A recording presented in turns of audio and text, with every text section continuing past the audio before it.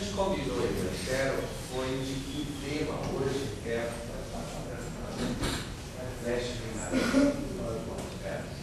assim, o que a gente combinou para a manhã de hoje é de tratar um tema que tem sido extremamente recorrente nos últimos 10 anos, pelo menos, está ligado à manutenção do nosso regime democrático, que é a ideia de uma educação inclusiva, né? Como ficou no título, que eu dei um subtítulo que não está no programa, mas eu inventei ele agora para cá, que foi tratar um pouco dessa problemática e discutir algumas estratégias de ação, né? Eu queria fazer a coisa da manhã aqui, mais ou menos em 3 momentos. Assim. Eu vou fazer uma fala inicial com algumas provocações, depois talvez um vídeo ou outro, e aí então um intervalo, né?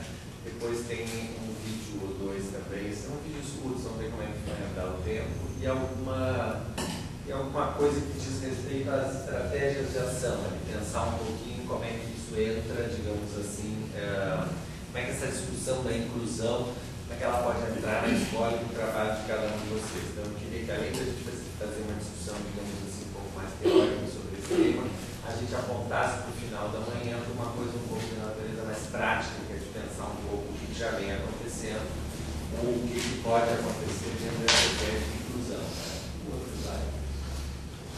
Eu queria, então, mais ou menos aqui dos temas, né?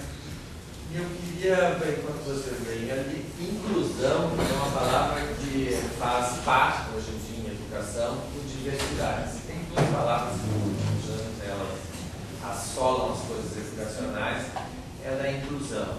É educação inclusiva, é inclusão para todos os temas brasileiros, é escola inclusiva, escola brasileira. Se vocês darem no site do NEC, vocês botarem essa expressão, escola inclusiva, programas inclusivos, inclusão social, todo mundo quer se incluir. De uns anos para cá, depois da ditadura, a gente descobriu que muitos de nós estavam excluídos. A ditadura ela alargou enormemente, né, a ideia da exclusão. As pessoas estão excluídas dos benefícios sociais. Existe um conjunto de benefícios que é só uma meia dúzia, as pessoas estão excluídas. E a manutenção do regime democrático vem turbinando a ideia da inclusão, que é o que eu queria discutir.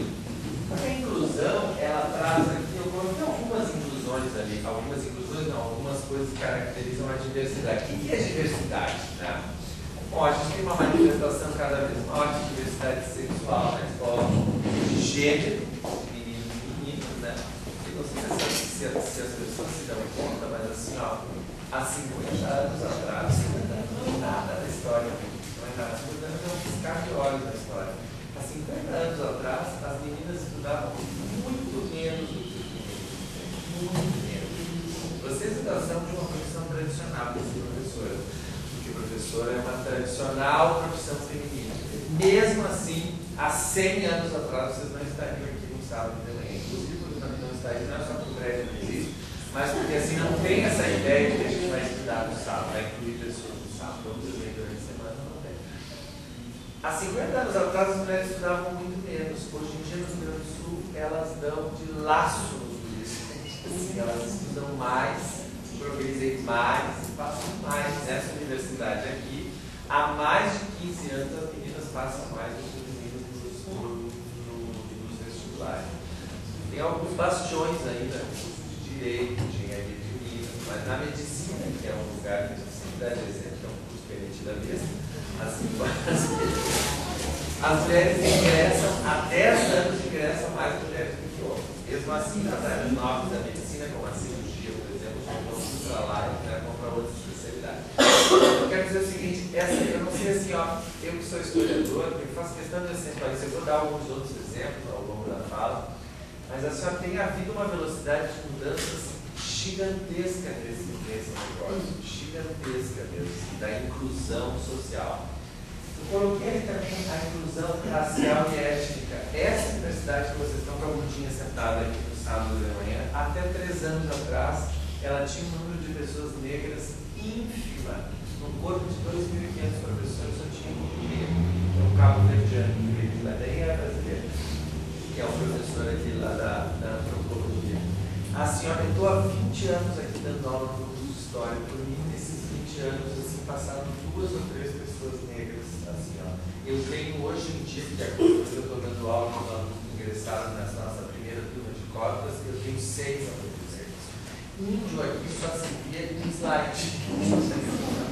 Filme, slide, do documentário, quando a gente chamava o índio para dar um depoimento aqui. Hoje em dia tem índio, nós tem índio no curso de História, não deve saber, tem um rapaz que está fazendo, e tem índio na medicina, inclusive, entende assim, ó, porque os índios têm um vestibular próprio, né, no qual eles escolhem o curso que a pessoa vai fazer, que é outra coisa que deu uma discussão, que nós somos uma sociedade, nós aqui no branco, ocidentais, que cada um escolhe se ela quer fazer os outros, se ela quer fazer, quem vai se meter na escolha dela?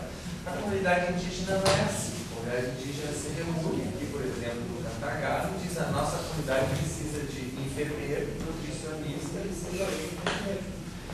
Então nós temos direito a 3 vagas e são essas. E quem é que quer esse tipo de coisa? É as pessoas que querem os índios lá e fazem o vestibular, que eles vão fazer o curso que a comunidade quer. Essa mulher que não. Eu tenho colegas acadêmicos que essa ideia não entra na cabeça deles. São sistemas de escolha completamente diferentes. Não, cada um de nós, nós somos uma geração, não, se a criancinha desse tamanho falou que ela quer ser escritora, ela vai ser escritora. Vai dizer, não vai ser escritora porque isso não dá dinheiro, filho. Tem que sustentar, mas não tem dinheiro. Assim, imagina que vai fazer uma profissão que dê dinheiro. Isso a gente diz isso, mas não é uma ofensa, entendeu? Uma ofensa para a criança. Então, aqui a gente tem uma inclusão enorme. A outra coisa é de classe social, né? Eu vou dar um dado que eu sei que é um dado que existe há mais de 10 anos na URGS, assim, ó. A URGS, há mais de 10 anos, não é mais a universidade onde estudam os mais ricos. Eu sei que ela tem essa ideia de que aqui dentro só tem milionário, assim, ó. Só tem gente que veio do Rosário, do Cheiro, do Rosário, até tem. Mas ela, antes das cotas, já era uma universidade onde que perde para a PUC, para a Unicinos, para a UBRA, em termos de pessoas que têm dinheiro, que é um pouco o modelo das universidades públicas latino-americanas, né? O pessoal começa a se direcionar para outra. Tem vários motivos que explicam isso, eu não vou entrar. Bom, de renda, de religião nem se fala, né? Nós somos. A URGS é bastante laica, mas em todo caso, assim, o pertencimento religioso hoje em dia, ele é muito diverso. Há 2 anos atrás, na formatura da história, que não foi lá para frente, vou fazer aquela fala, que agora foi abolida, não é teve que vamos te formar para poder falar isso. Então a pessoa recebeu o diploma, ia lá e falava, etc. Então, a menina foi lá e eu estava assistindo, né? E eu, pela primeira vez, estudei aqui nesses 20 anos. Alguém dizer assim, ó, eu agradeço o pastor, não é a Deus, é que as pessoas gostam de agradecer a Deus, para mim, no nosso fórum. Está dizendo, não, Deus não, filha, quem pagou foi o contribuinte, entende assim, ó, foi a tua tia velha que acolheu aqui pelo interior, tá? Deus até pode ter ajudado, mas em todo caso, concretamente falando, entende assim. Agora, a mulher chegou, eu agradeço o meu pastor, a minha comunidade evangélica, não sei porquê, não me lembro agora qual foi, e eu pensei que é isso, está mudando o curso de história, né? A diversidade pode agregar trajetórias familiares, nem vamos falar, porque hoje em dia a família é um negócio que tem que ter muito diverso, assim, né? De culturas e de corpos, quer dizer, a URGS é uma instituição, e as escolas que dão aula em geral, que não foi feita para cadeirantes, não foi feita para cegos, coxos, pessoas que têm um bracinho para dar uma perna mais curta que a outra. Não foi feita. Essa gente não. Há alguns anos atrás, a gente simplesmente não tinha direito de estudar.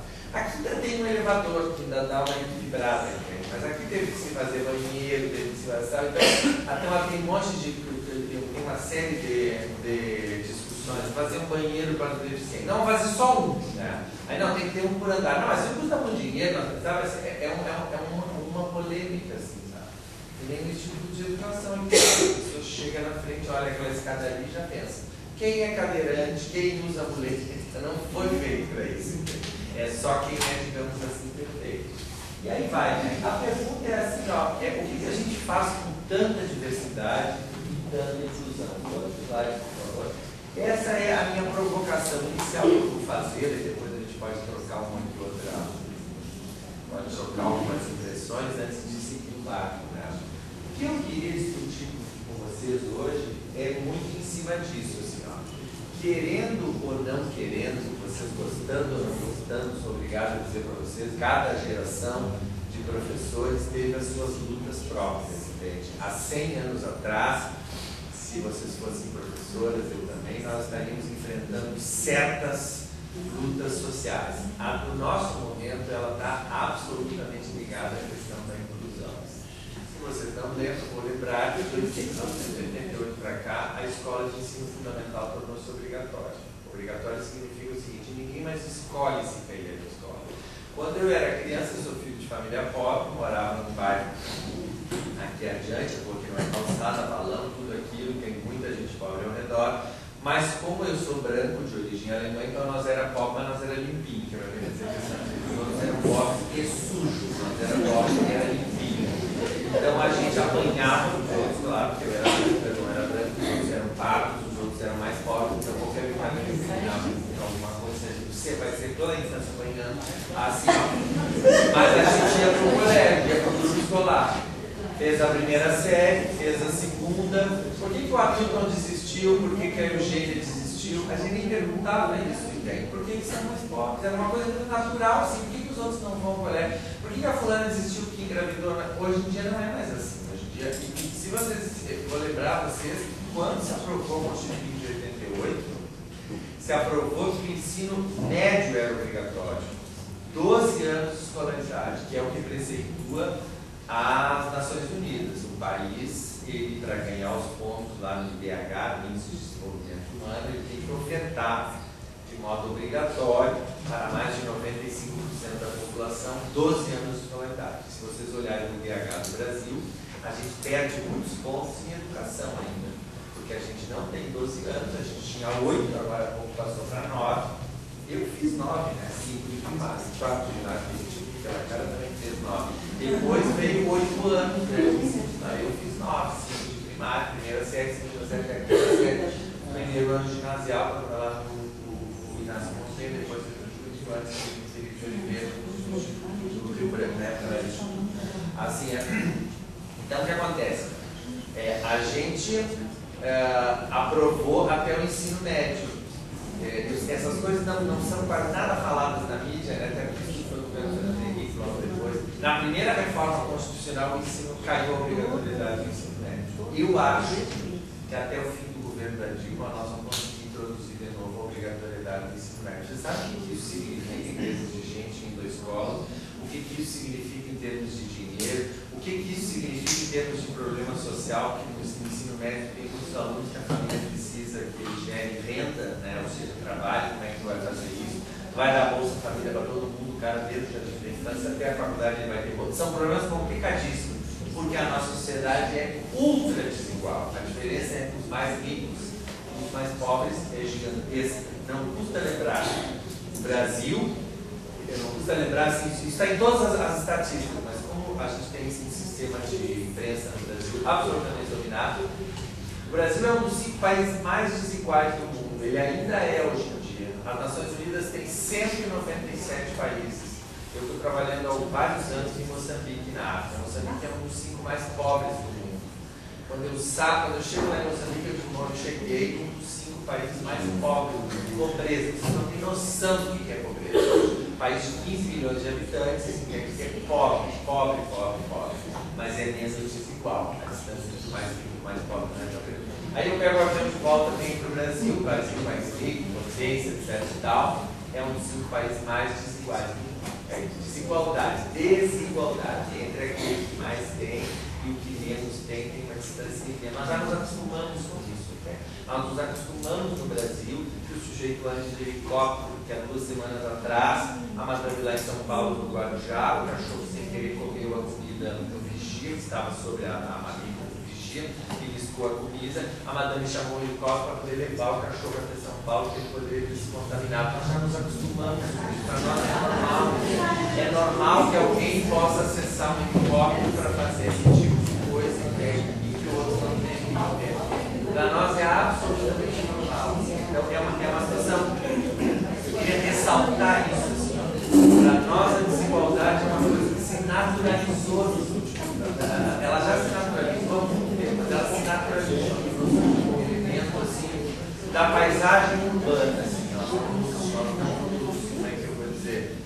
nós não temos mais nenhum problema de abrir o jornal dizer que o Brasil é o segundo país do mundo em cirurgia plástica, o segundo país do mundo em consumo de material náutico, barcos, lanchas, que São Paulo é a primeira cidade do mundo em uso do helicóptero como deslocamento e que ao mesmo tempo a gente seja um país pobre. Para nós isso é normal, a gente se acostumou com isso. Assim, eu estou ressaltando isso porque assim, eu acho que é um murmúrio um pouco excessivo aqui desse lado, se eu ligasse, né? Isso é verdade, não. Tudo isso que eu estou dizendo é para vocês olharem para o jornal. Há 2 semanas atrás, no Guarujá, em São Paulo, tem uma cachorrinha, provavelmente um animalzinho estúpido, assim, pequenininho, mimado, nojento, tem hoje em dia que chama de animal, que vai parar na polícia, não é um animal, é a Fifi. Assim, ele foi e subiu em cima de uma coisa e o guarda da residência, um dos guardas tinha acabado de esquentar a comida, o guarda decidiu outra coisa. O animal beliscou a comida que estava ali, que era a comida do guarda. Não sei nem como, aí não está explicado como é que foi que a pessoa ficou sabendo, olha, o cachorro estava beliscando as comidas, porque assim, notícias de comida de cachorro e comida de gente, né? Assim, quando eu era criança, na verdade, o cachorro recebia lá em casa o que sobrava da comida das pessoas. Uma vez a minha mãe estava do lado de fora de casa, já estava dentro, limpando a geladeira, e eu me lembro que a minha irmã perguntou assim, mas tem uma massa aqui que já está há vários dias, eu acho que ela não está boa. Aí eu vou dar pro Duque, o Duque era o cachorro. Aí ele falou de fora. Primeiro, ver se ela está estragada mesmo. Porque a gente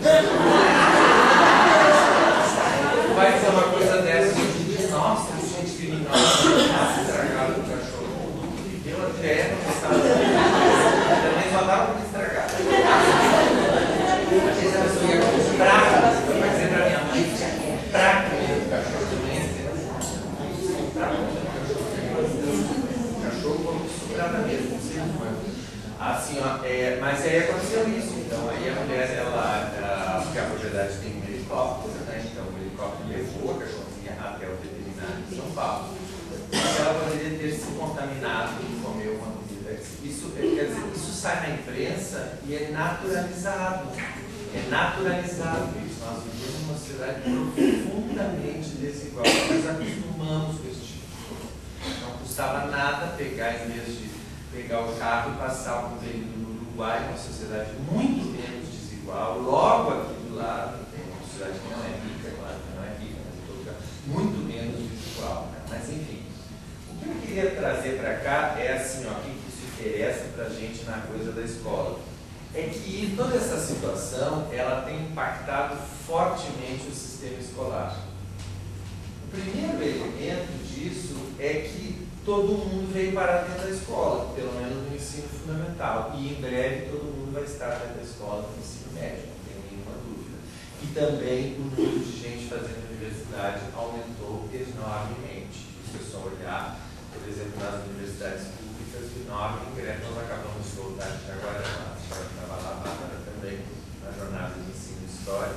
Nós não nos acostumamos ainda no Brasil com o que é essa ideia de uma cidade tão pequena no interior como Jaguarão. Jaguarão é assim, é no meio do nada, tu vai lá em campo, vagas, casas, e tu chega lá, tem uma universidade federal, entende? Com cursos e tudo mais. Não tem nem aonde morar, assim, as pessoas, não é que a cidade seja pobre, é que assim, não tem casa para vender, não tem apartamento para os professores. Eu fui falar com os professores, os colegas, Fernando, a gente não arruma aqui um lugar para alugar. Claro que a cidade tem o mesmo tamanho, há muito tempo não tem imóveis para alugar, tem construção de edifícios, né? Onde é que os alunos moram? Tem pessoas que reformaram o casarão, fizeram uma pousada, uma pensão, etc. e tal. A gente não tem ideia do que seja ter uma universidade pública em lugares tão pequenos, que para nós a Universidade Federal é sempre nas capitais, nas grandes cidades, né? Até de Porto Alegre, Florianópolis, São Paulo, Brasília, Recife, etc. e tal. Então, assim, a gente vem passando por uma crise, que eu queria mesmo acentuar, uma crise de sentido da escola. Isso é uma coisa que eu acho muito importante refletir. Vocês dão aula, e eu também, para alunos em uma escola que perdeu um pouco o seu sentido. Porque ela colocou todo mundo para dentro, o que é uma luta histórica do magistério. Desde a década de 30, uma grande campanha do magistério é escola para todos. Assim, pois a escola para todos, o ensino fundamental chegou. O Brasil, mesmo sendo um país tremendamente desigual, no ensino fundamental, em qualquer lugar do Brasil, não é só aqui, não é só ali em Caxias, não é lá também em Crateús, no Ceará, é lá no interior do Maranhão, 98% das crianças em idade escolar estão no ensino fundamental. Alguém vai dizer, elas estão lá também por causa da merenda. Sim, tem isso também, deu merenda, deu bolsa escola, então trouxe todo mundo e obrigou também, se não pode falar o conceito tutelar de trem que vai, porque hoje em dia é obrigatório. A criança não nasce, sai a resolvida da escola, não vai. Eu vou dizer uma frase que eu sei que soa sempre meio agressiva nos ouvidos, mas assim, ó, escola no Brasil, ensino fundamental, e médio, logo em seguida, ele tem que virar uma coisa que nem vacina. Vacina é um negócio obrigatório, desde o tempo do Oswaldo Cruz. Ah, mas eu não quero me vacinar. Tu vai te vacinar. Vacina é aquela coisa na saúde em que a decisão individual ela fica menos importante do que a decisão social. Tu vai ser vacinado. Eu sei que isso também fere os ouvidos, que as pessoas gostam muito de ter autonomia, mas viver em coletividade, seria que nem alguém dizer o seguinte: não, mas o meu jeito de assistir palestra é em cima da cadeira batucando e sapateando. Não, aqui para benefício do coletivo, tu não vai batucar em cima da cadeira, porque senão tu vai perturbar os outros. Vacina é assim mesmo. Mas eu não quero me vacinar contra o sarampo. Tu vai, que é obrigatório, porque isso tem a ver com o bem da coletividade, não vai morar numa ilha. Essa frase está começando a valer para a educação. Não, mas eu não quero que meus filhos vão à aula, eles vão a pau, né, nos outros países também. Porque o país não pode ser sem que tu tenha alguém alfabetizado, tu tenha alguém que já aprendeu a mexer no computador, saiba matemática, saiba geografia, tem toda uma discussão aí, tá? E o que se preceitua são 12 anos. O Brasil já tem 9, faltam 3. Quais são os 3? Os 3 anos do ensino médio, óbvio isso, né? Hoje em dia todos os sistemas são parecidos, né? Bom, mas tudo isso eu quero dizer o seguinte, senhor. Há 50 anos atrás, para não ficar tão longe assim, né? A gente entrava aqui no Instituto de Educação, que já existia logo aqui do lado, né? Vocês com certeza sabem que assim, ó, ninguém colocou aquele mármore, aquelas pinturas todas para pobres entrarem ali. Foi uma escola pública, desde sempre, nunca se cobrou nada para estudar, né? Mas ela é uma escola que estudou, por exemplo, a Vera Guiar, pode perguntar para ela, que eu conheço bem a Vera Guiar, que vai vir aqui na outra semana, ela estudou lá, né? Ela estudou a Sandra Pesafiel, estudou a Vacira aqui, né? Quer dizer, é uma escola para um certo tipo de classe urbana letrada, né? Que na verdade, então, entraram no colégio, tem uma escadaria de mármore, não sei se você já refletiu sobre o que é ter uma escadaria de mármore. Vamos combinar que no máximo vocês têm uma piazinha de mármore desse tamanho no banheirinho, vocês devem ser um mármore de quinta categoria. O mármore que tem aqui no Instituto de Educação é de primeira categoria. Porque há 60 anos o aluno se entrega naquela escada e ele está lá, e a piazinha do banheiro de vocês certamente daqui a 10 anos vai ter que ser trocada por outra, porque o mármore que a gente usa hoje em dia, que a gente botei mármore no meu banheiro, é um mármore de claro, de quinta categoria. Eu nem conheço as casas de vocês, mas assim, é isso que acontece. Não tem mármore para todo mundo, gente. Aqui, no Instituto de Educação, o saguão central e a escadaria é feito de mármore. E os alunos esfregam seus pezinhos há 70 anos e o mármore está lá. Não tem aquele banheiro que existe há 70 anos de aluno esfregando os pezinhos, né? E aluno e professor, e gente, manhã, tarde, noite, todo 220 dias do ano. Assim, ó. Então, o que acontece é o seguinte: a escola ela vem enfrentando muito uma crise de sentido.